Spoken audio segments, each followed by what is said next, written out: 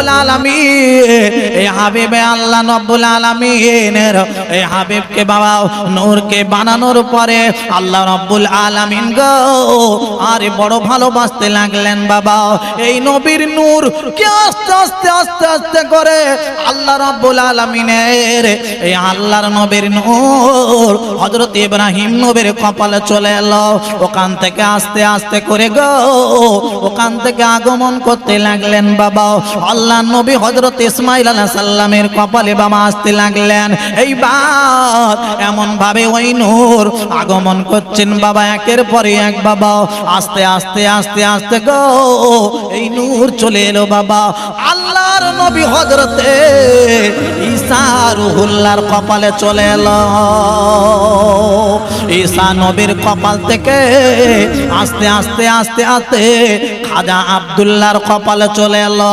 আল্লাহ নবীর আব্বা জানির কপালে এই নূর যখন চলে এলো আব্বারে কিছুদিন পরে দেখা গেল ওই নূরটা আস্তে আস্তে করে আম্মা জান আমিনার গর্ভে বাবা চলে এলো। আল্লাহ নবীর আম্মা জান হযরতে আমিনা বর্ণনা করেন গো বলতে লাগলেন ভাইরা রে ওরে আমার আব্বা জানেরা রে ও জওয়ানেরা রে আল্লাহর নবীর আম্মা জান হযরতে আমিনা রাদিয়াল্লাহু তাআলা আনহা বর্ণনা করতে লাগলেন আমার পেটে যখন রহমাতুল লিল আলামিন দয়ার সাগর নবী গো আমার পেটে নিয়ে আমি যেদিন রাত্রি বেলা ঘুমাইতে লাগলাম ওই দিন আসমানের ফেরেশতারা আর আল্লাহর নবী আলাইহিস সালামেরা আল্লাহর নবী গণেরা সবাই এসে বলতে লাগলো আমিনা গো শুনে নাও জেনে নাও আজ আমি তোমাকে বলবো গো আমিনা তুমি বড় ভাগ্যবান। ও আমিনা রে তুমি বড় ভাগ্যবান মহিলা। ও আমিনা গো শুনে নাও জেনে নাও কেন আজকে রে তোমাকে ভাগ্যবান বললাম গো তোমার গর্ভে একটা সন্তান এসেছে। ও আমিনা গো ওই সন্তানটা যাই তাই সন্তান নয় উনি হলেন গো আল্লাহ পাকের সবথেকে বড় নবী। আল্লাহ পাকের বড় নবী তোমার গর্ভে এসে গেছে আমিনা তুই বড় ভাগ্যবান। ভাইরা রে ওরে আমার আব্বা জানেরা রে ও জওয়ানেরা যুবক ভাইরা এইবার দেখতে পা গেল আল্লাহর নবীর আরে আম্মা জান হযরতে আমিনা রাদিয়াল্লাহু তাআলা আনহা আর শুনতে পেলেন বাবা আরে নি বড় ভাগ্যবান। সকাল হয়ে গেল সত্যি সত্যি ভাগ্যবান বলে আমিনা প্রমাণ হতে লাগলো। আমিনা আর সকালবেলা একটা কলসি কাকে নিয়ে নিল এক হাতে বালতি নিয়ে নিল ওই বালতি খানা নিয়ে পানি আনতে বাবা চললেন কুয়ায় থেকে।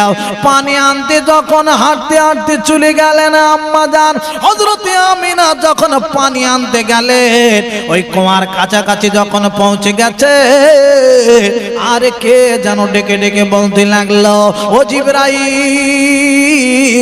জিবরাইল গো আর দেরি করো না ও জিবরাইল রে একবার শুনে নাও জেনে নাও একটু তাড়াতাড়ি করে শোনো আরে আমার বন্ধুর মা পানি আনতে চলে এসেছে কুয়ার কাছে রে।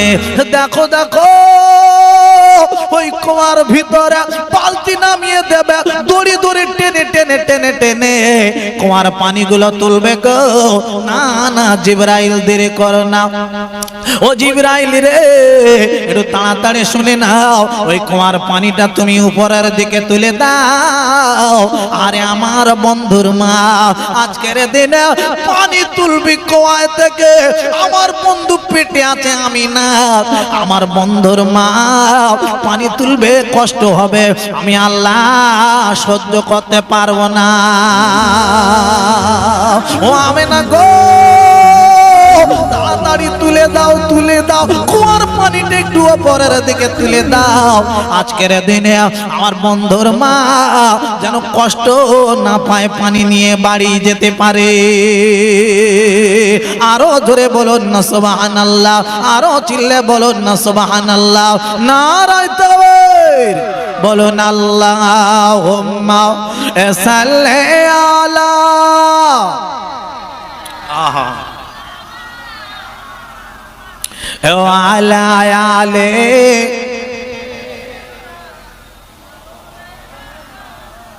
আব্বা আওয়াজ কম হয়ে যাচ্ছে কেন? একটু জোর করে দেন। আল্লাহুম্মা সাল্লি আলা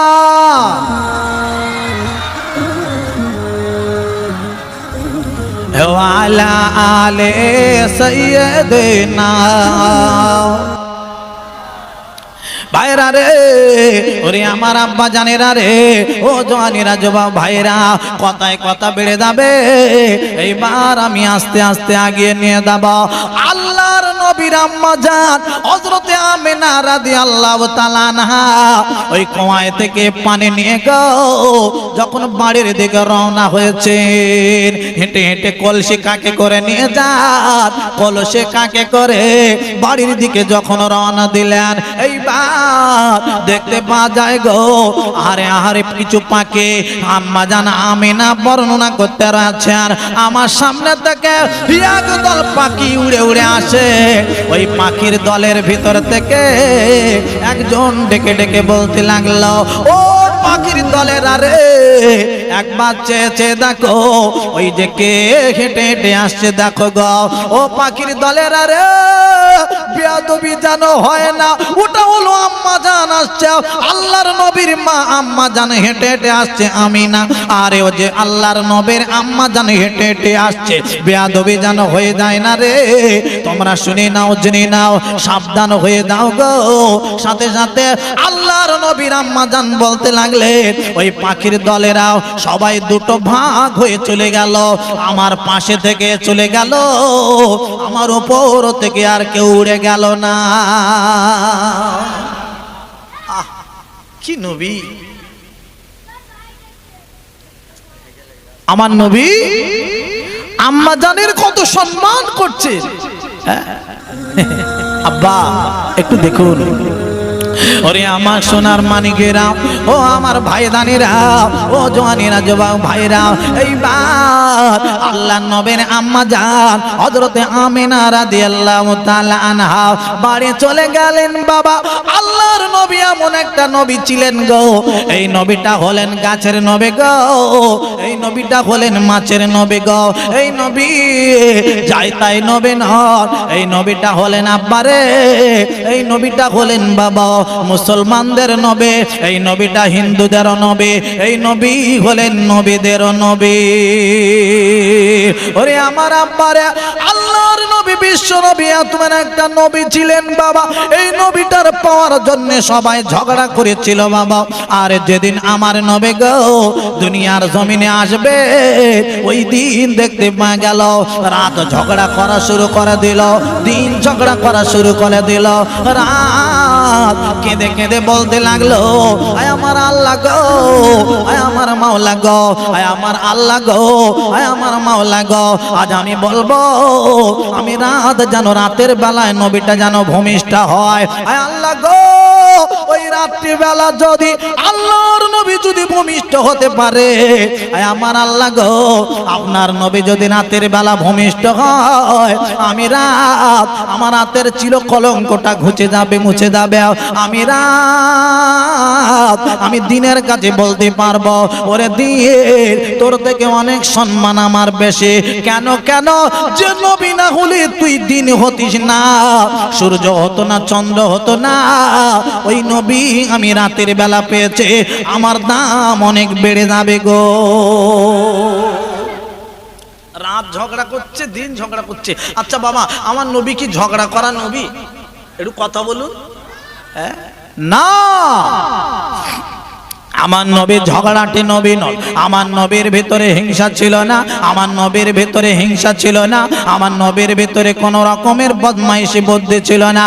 আমার নবী হলেন এমন একটা নবী গো, আমার নবীর নাম আল্লাহ রাব্বুল আলামিন কোরআন শরীফে বলে দিয়েছিলেন গো, আমা আরসালনাকা ইল্লা রাহমাতাল লিল আলামিন, দয়ায় ভরা মায়ায় ভরা নবী গো, এই নবী নবীর অনেক দাম, অনেক দাম, অনেক দাম। ওরে আমার ভাইরা, ও আমার আব্বাজানিরা, আল্লাহর নবীর একটা ওয়াজ তবে করে রেখে দিয়ে যাই বাবা। এই নবীটার কথা বলতে গিয়ে ওই ওয়াজটা ওখানে রাখলাম, আমি আবার ওখান থেকে নিয়ে যাব, মনে করে রেখে দেবেন। আব্বারে, আমার নবী তখন বাবা মক্কায় ছিলেন বাবা। আমার নবীর বাড়িটা ছিল মক্কা, আমার নবীর জন্ম হলেন মক্কায়। কিন্তু আব্বারে, আমার নবী মক্কায় থাকতে পারেন নাই। কেন জানেন বাবা? মক্কার মানুষগুলো আমার নবীর মেরে দেবে, চিন্তা ভাবনায় লেগে গেল। আব্বারে, ওরে আমার ভাইদানেরা রে, ও জওয়ানিরা, জোয়া ভাইরা রে, আল্লাহ নবীর মেরে দেবে। আমার নবী মদিনা শরীফে চলে গেলে, অনেক বড় লম্বা